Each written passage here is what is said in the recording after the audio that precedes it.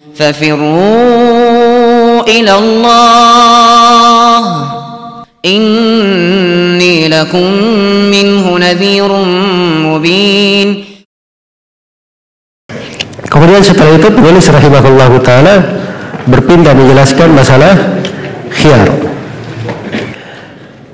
Al-khiyar ini dari keindahan di dalam syariat. Sebab seorang di dalam transaksi kadang dia masih bimbang antara beli atau tidak. Ya, dan kadang dia beli sesuatu ternyata tampak tidak seperti yang dibicarakan. Maka disitulah muncul pembahasan khiyar. Khiyar itu adalah pilihan, hak memilih untuk melanjutkan transaksi atau menghentikan. Itu khiyar. Dia melanjutkan atau menghentikan. Baik. Makanya kata penulis di sini rahimahullah, wal mutabayi'ani bil khiyari ma lam yatafarraqa. Dua orang yang bertransaksi jual beli memiliki hak khiyar sepanjang keduanya belum berpisah. Ini disebut dengan nama khiyar majlis. Ya, khiyar di majlis. Jadi A dan B. Siapa penjual? B, pembeli. Ya, B datang ke toko si A. Dia lihat barang, terus ada kulkas dia mau beli. Maka keduanya pun saling transaksi. Kata si A, ini harganya 5 juta. Kata si B, berapa harga akhirnya? Kata si A, dia 5 juta. Ya sudah kalau begitu, kata si A, saya ambil. Jelas ya? Nah, ketika dia berada saya ambil, apakah tidak boleh kembali lagi? Nah, kalau dia masih di majelis yang sama, masih di majelis, masih boleh dia kembali. Nah, karena itu Nabi SAW bersabda, al-bayyi'ani bil khiyar ma lam yatafarraqa. Dua orang yang saling bertransaksi punya hak khiyar sepanjang belum berpisah. Sepanjang belum berpisah. Baik. Jadi itu khiyar majlis namanya. Kemudian kata beliau, walahu ma yashtarita al-khiyarah ila 3 ayyam. Dan mereka berdua boleh memberi syarat khiyar. Ya, boleh memberi syarat khiyar selama 3 hari. Jadi kalau mensyaratkan, sama-sama mensyaratkan, tidak apa-apa. Ayo kita saya beli kulkasnya ini, tapi kasih saya waktu khiyar 3 hari misalnya. Ya, saya lanjut atau tidak? Mungkin dia mau lihat dulu ini dan seterusnya. Nah, diberi untuk itu tidak ada masalah. Tidak ada masalah. Jelas ya? Karena telah datang di dalam sebagian hadits pembolehan untuk waktu yang seperti itu. Iya. Kemudian kata beliau, wa in wujida bil mabi'i aibun falil mushtari radduhu. Kalau diketemukan pada barang yang dibeli itu ada aibnya, maka si pembeli boleh mengembalikannya. Nah, itu fungsi khiyar. Kenapa ada khiyar? Sebab kalau ada aib, dia bisa kembalikan. Dia bisa mengembalikannya. Baik. Jadi ini satu pembahasannya di pembahasan khiyar di sini yang ditekankan oleh penulis rahimahullahu taala. Walaupun khiyar itu jenis-jenisnya banyak, bentuk-bentuknya banyak, tapi secara umum ini penggambaran bahwa dalam transaksi jual beli itu ada hak khiyar namanya. Karena itu tidak boleh ya ada penjual dia tulis di tokonya barang yang sudah dibeli tidak boleh dikembalikan. Nah, itu tidak benar itu. Kalau barangnya memang ada aibnya, dia wajib untuk menerima.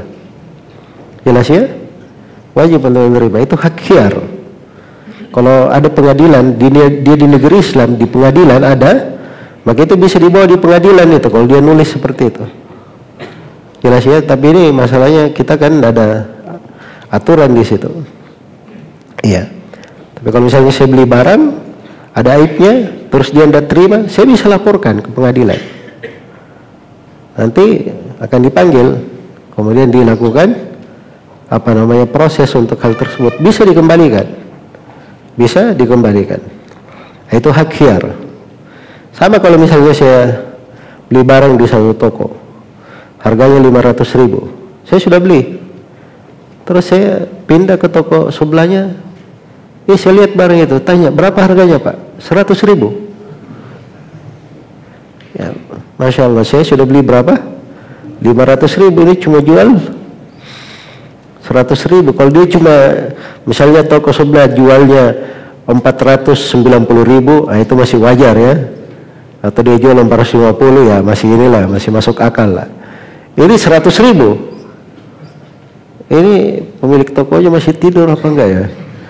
Coba saya tanya toko lagi sebelah. Sebelahnya 100.000 juga. Belum yakin lagi, tanya lagi sebelah. 100.000 ya, sudah 3 toko. 100.000. Artinya saya apa?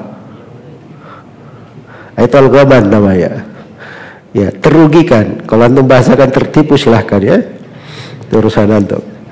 Ya, ini kan terugikan namanya. Nah, seperti kenyataannya. Ini saya punya hak untuk mengembalikan. Saya bilang, Pak, ini barangnya di sana cuma 100.000, saya mengembalikan. Dia bilang, oh nggak bisa, barang yang sudah dibeli toko ini nggak boleh dikembalikan. Nah, itu nggak benar itu, ya seperti itu. Nah, itu kalau ada pengadilan Islam, bisa dibawa ke pengadilan. Kira saya panggil pemilik toko yang 3 itu saksi, sudah balikan barang. Ya, nah, itu bentuknya, caranya seperti itu. Jadi ini hukum-hukum ya. Tapi kalau orang punya takwa kepada Allah Subhanahu Wa Taala, dia mengerti hukum-hukum syariat, maka sekedar diterangkan dalilnya dia akan terima untuk hal tersebut. Itu fungsinya ilmu sebenarnya. Kemudian kata beliau rahimahullah, wala yajuzu bai'u tsamarati mutlaqan illa ba'da buduwi salahiha. Tidak boleh menjual buah-buahan secara mutlak kecuali setelah keberhasilannya tampak. Iya. Kecuali setelah keberhasilannya tampak. Karena Nabi SAW itu telah tegas dari beliau dalam sejumlah riwayat, naha an bai'ith thimar hatta yabdu salahuha, nahal bai' wal mubta'. Nabi SAW itu melarang dari menjual buah-buahan sampai tampak salahnya, tampak keberhasilannya. Nabi melarang si penjual dan si pembeli, dilarang. Kenapa? Sebab kalau dia belum matang atau belum tampak bagusnya, ketika ada penyakit misalnya ada hama, itu bisa rugi banyak ya. Itu memasukkannya ke dalam ketidakjelasan, goror namanya. Iya. Karena itu dipastikan dulu dia sudah tampak, baru dijual. Baru dijual. Itu hukum syar'i di dalam hal tersebut. Baik. Kalau dia belum tampak bagusnya itu dengan tampak dia sudah matang, misalnya sudah mengkal atau sudah mulai menguning, sudah mulai memerah. Setiap dari pepohonan atau buah itu beda tanda-tandanya. Maksudnya sudah mulai bagus. Ya. Nanti kalau dibeli insya Allah tidak rugi tuh. Nanti kena hama pun dia tetap panen. Masih tetap panen. Tapi kalau dia beli masih muda, itu tidak boleh, kecuali dengan syarat langsung dipotong. Nah, kalau langsung dia potong, dia hitung, itu nggak ada masalah. Jelas ya? Tapi kalau belum kelihatan solahnya, itu dilarang. Ini masuk di dalam pembahasan yang disebut oleh penulis di sini. Iya. Kemudian kalau beliau wala bai'u ma fihi riba bi jinsihi rataban illa al-laban. Iya. Juga tidak boleh menjual barang ribawi dengan sejenisnya dalam kondisi basah kecuali susu. Kecuali susu. Ya, sebab barang ribawi itu kalau dia kondisi basah, ya di kondisi basah itu artinya tidak bisa dipastikan kesamaannya. Tidak bisa dipastikan kesamaannya. Karena itu ada kaidah di kalangan para ulama, al-jahlu bit-tasawi kal ilmi bit-tafadul. Orang yang tidak tahu ini sama, itu sama dengan orang yang tahu ini berbeda. Ini berlebihan. Sekarang saya mau tanya, emas dan perak, emas dengan emas, kalau ditukar berlebihan, emas 2 karat, emas misalnya 1 gram ditukar dengan emas 2 gram, boleh atau tidak? Hah?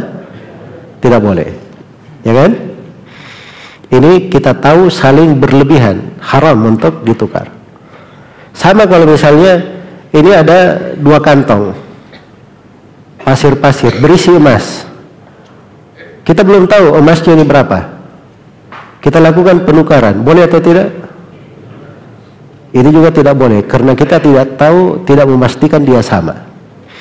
Jelas ya? Memastikan dia sama. Makanya kalau misalnya barangnya masih basah, itu agak sulit ditentukan. Sulit ditentukan karena masih basah.